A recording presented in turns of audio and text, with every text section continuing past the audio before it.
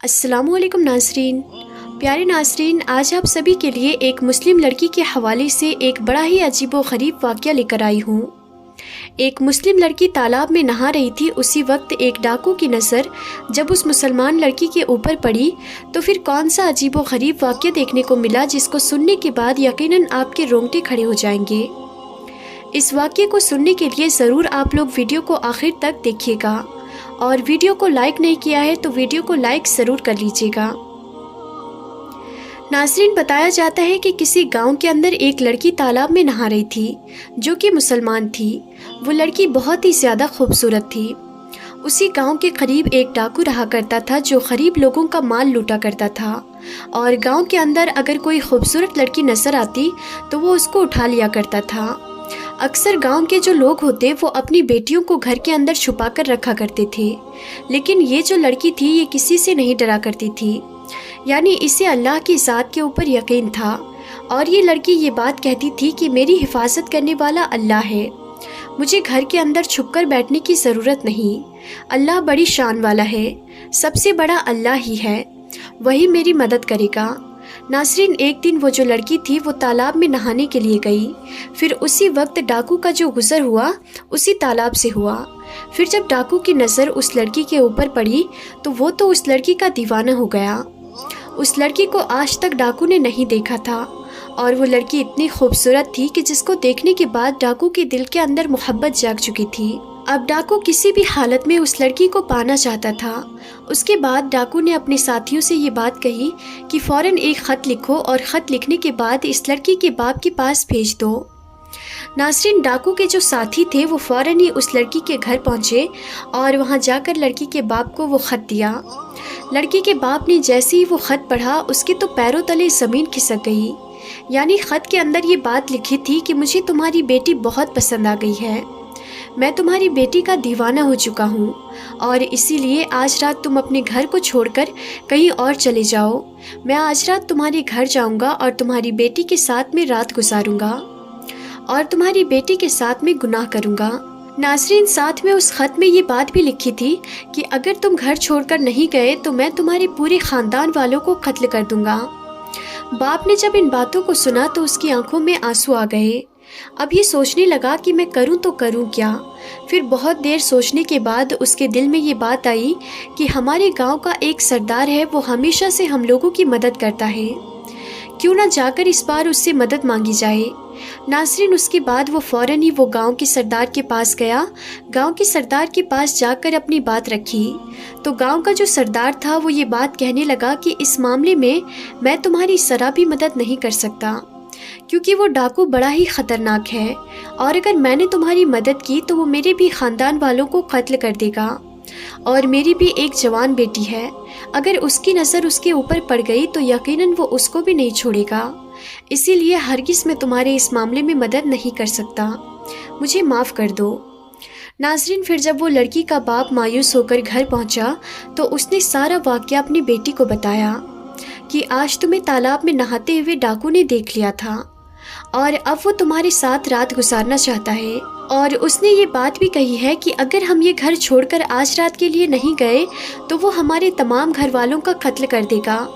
ناظرین، یہ بات سننے کے بعد وہ جو لڑکی تھی وہ یہ بات کہنے لگی کہ بابا جان، میں نے آپ سے ہمیشہ یہ بات کہی ہے کہ آپ کو گھبرانے کی ضرورت نہیں ہے، اللہ میری حفاظت کرنے والا ہے، اب تک اس نے مجھے بچا کے رکھا تو آگے بھی وہ مجھے بچا کے رکھے گا، آپ بے فکر ہو کر گھر چھوڑ کر آج رات کے لیے چلے جائیں، یقیناً جو ہوگا وہ بہتر ہی ہوگا، اللہ جو کرتا ہے وہ اچھے کے لیے کرتا ہے۔ ناظرین، باپ نے جب اپنی بیٹی کی یہ باتیں سنی تو وہ اپنی بیٹی کو اللہ کے بھروسے چھوڑ کر گھر سے باہر نکل گیا۔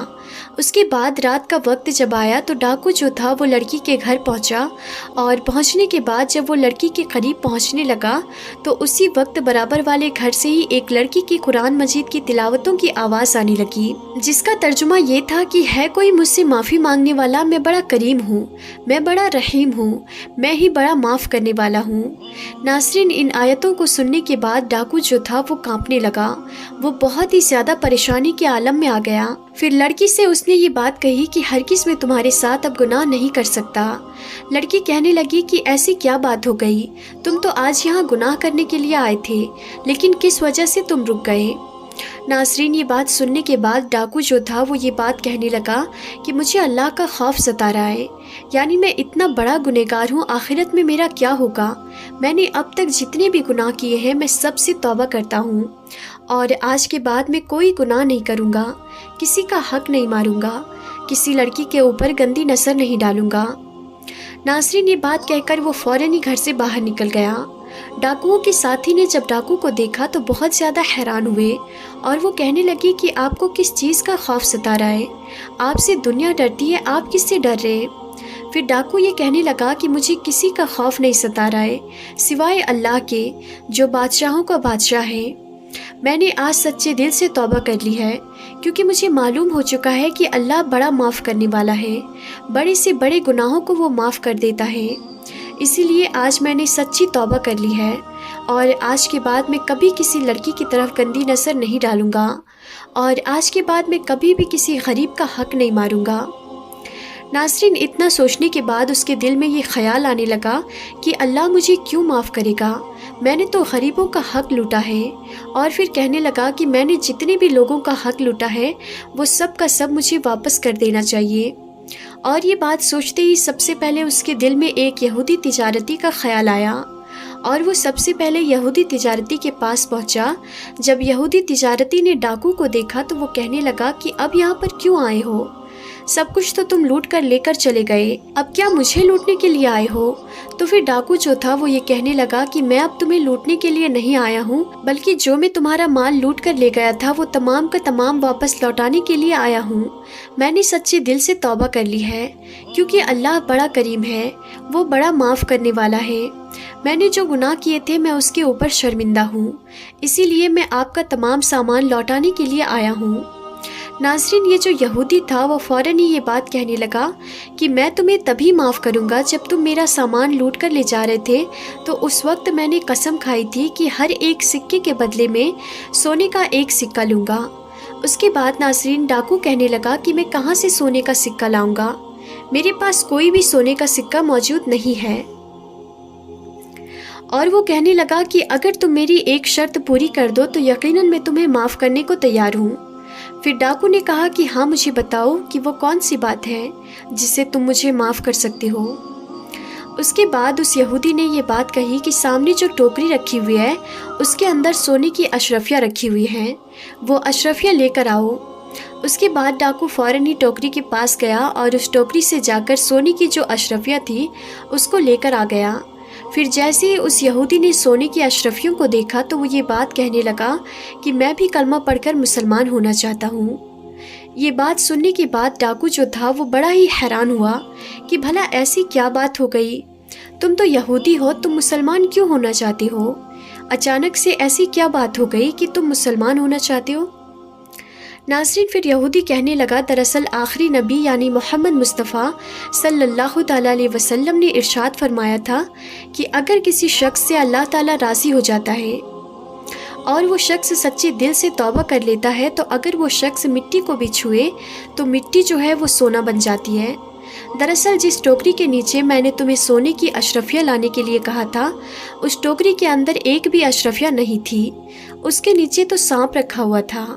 میں یہ جاننا چاہتا تھا کہ اگر تمہاری توبہ قبول ہو چکی ہے تو وہ جو سانپ ہے وہ سونے کی اشرفیوں میں تبدیل ہو جائے گا، اور اگر تمہاری توبہ قبول نہیں ہوئی تو پھر وہ جو سانپ ہے وہ تمہیں ڈس لے گا۔ لیکن پیارے آقا حضور نبی کریم صلی اللہ تعالیٰ علیہ وسلم کی بات جو تھی وہ بالکل صحیح ثابت ہوئی، یعنی تم اس یقین کے ساتھ اس ٹوکری کو اٹھانے کے لیے گئے تھے کہ اس کے اندر اشرفیاں ہیں، اور اللہ تعالیٰ نے تمہاری توبہ کو قبول کر لیا تھا، اور اللہ تعالیٰ نہیں چاہتا تھا کہ کسی بھی طریقے سے تمہیں وہ سانپ نقصان پہنچائے۔ پھر وہ جو سانپ تھا وہ سونے کی اشرفیوں میں تبدیل ہو گیا۔ اسی چیز سے مجھے اندازہ ہو گیا کہ اللہ تعالیٰ نے تمہارے گناہوں کو معاف کر دیا ہے، تمہاری توبہ کو قبول کر لیا ہے، اور اسی لیے میں مذہب اسلام قبول کرنا چاہتا ہوں۔ تو ناظرین، اس طریقے سے ایک یہودی نے توبہ قبول کر لیا۔ ناظرین، جو سچے دل سے توبہ کرتے ہیں تو یقیناً اللہ تعالیٰ اسی طریقے سے اس کو معاف فرماتا ہے۔ تو ناظرین، ہم امید کرتے ہیں کہ ہماری آج کی یہ ویڈیو آپ سب کو ضرور پسند آئی ہوگی۔ اگر یہ ویڈیو پسند آئی ہو تو اس ویڈیو کو دل سے ایک لائک ضرور کریں اور اس ویڈیو کو زیادہ سے زیادہ شیئر بھی کیجیے گا۔ تو آج کی اس ویڈیو میں تھا بس اتنا ہی۔ ہم پھر ملتے ہیں اگلی نئی ویڈیو میں، تب تک کے لیے خدا حافظ۔